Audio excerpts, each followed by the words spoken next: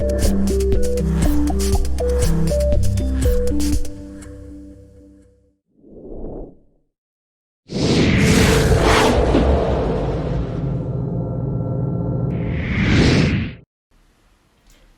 day, class. Welcome to Haitian Creole.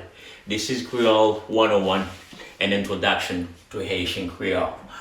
Now, after completing this course, you, the student, should be able to write and read any Haitian Creole word. You should be able to start speaking Haitian Creole. That is, if you, the student, practice what you learn in this course, that is, if you expose yourself to where the language is being spoken.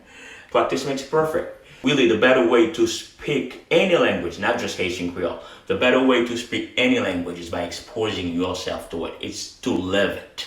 When you're living it, that's when you'll be able to speak the language.